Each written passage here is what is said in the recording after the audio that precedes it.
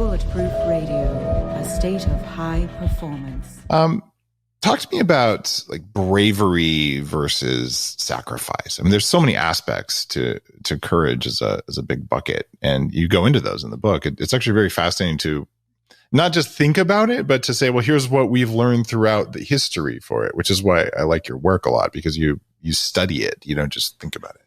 Well, so one example I have in the book is, and I'll say this as someone who is generally a huge Netflix and Reed Hastings fan, but you think about the middle days of Netflix, right? So starting a business is scary.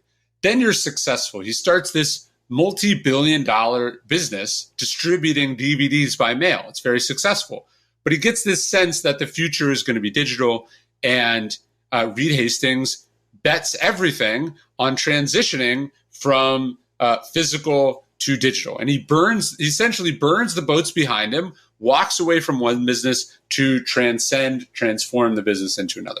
That's courage. Now, I think that needs to be lauded and celebrated as an example of capitalistic courage, let's say. Now, flash forward several years later, Netflix is an international behemoth, one of the most powerful, successful companies in the world. And Netflix is distributing a show with Hassan Minhaj, who criticizes, rightfully, Saudi Arabia's murderous dismemberment of a dissident journalist, right? And he talks about this in this episode, and it's a great episode, brave stand for him to take as an individual. But suddenly Netflix is under pressure from its allies and investors in the Middle East who are like, you got to pull this episode. This isn't what we signed up for. We don't like this. And Reed Hastings does pull it.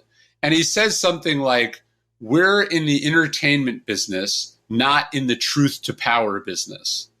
And I contrast those kind of those two moments, right? They both call for courage. In one, he does it, and the other, he doesn't. But the costs of that latter one are not so much financial as they are spiritual and ethical. And look, I'm sure he has his reasons, but I think zooming out at the end of his life, is he going to go, I think he's going to think, why the hell did I become worth hundreds of billions of dollars, run one of the most powerful companies in the world, to not be able to say, or to stand behind someone who says, hey, chopping up journalists into little pieces is not cool with me, right? And so it's often interesting how we can have lots of courage in one aspect of our lives, or in one big moment, and then in another moment, that same courage can falter. So when we think about courage, it's not just like, hey, is this going to benefit me or not? But I also wanted people to think about, like, do you have courage when it really counts, when there's principle on the line, and when you're the only one in a position to do something? How do you teach that? How do I get my kids to be able to be that person if they so choose?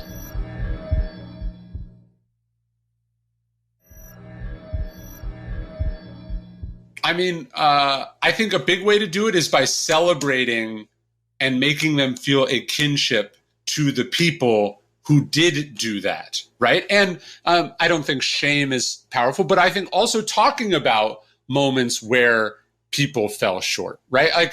Like Winston Churchill is a flawed person who did many shameful things. And we should talk about those shameful things and learn lessons from them. But we should also be like, look, when the world fell to pieces, one guy was like, no, I'm going to do something about this, right? One guy sort of put England on his back and said, we're going to fight on. Yeah. I think we can do this. And those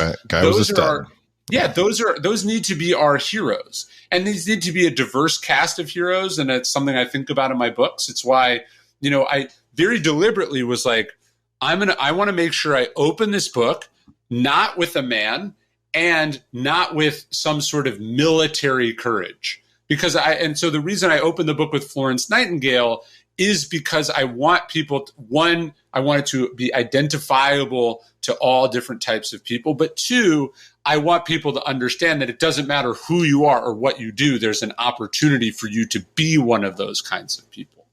Yeah, there's always, Rosa Parks, and that kind of courage is actually a lot more important. It seems like all the movies, I'm diverging a little bit here, but I'll get back to it. It seems like almost all the movies I can find on Netflix now, since we're talking about Netflix, it's just like a 5-foot-tall woman wearing body armor with guns shooting the crap out of everyone over and over and over. And I'm like, it's just not entertaining. It's not interesting.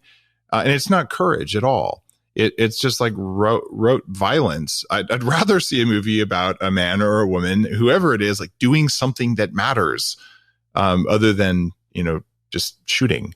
I got an email from someone not long ago who'd they'd read the book, or they saw an article about the book, and they were like, how could you put Rosa Parks in this book as an example of courage? She said, she was a member of she was a civil rights activist before. She was like, she wasn't just some random lady sitting on the bus who decided not to do it. It was planned. And I was like, how do you think that makes it different? I was Not at all. I was like, how do you think that, how easy do you think it was to be a civil rights activist in the 1950s and 60s in Alabama They hung you from trees back then. That's what happened if you're an activist. Like that takes big balls. I'm sorry. That's a scary time. And the fact that it was planned makes it more. I mean, she willingly did this, right? She said, somebody needs to do something about this, and it's going to be me. So, I think your point is a good one, which is that it's almost like we overstate physical courage and we understate the moral courage. Although I would argue Rosa Parks is such a great example of physical and moral courage. They could have beat her. They could have killed her. They could have killed people who are close to her. She said, I don't care if you throw me in jail. I'm taking a stand on this thing, and then I'm going to fight the case until we bring about change. And that's what courage is.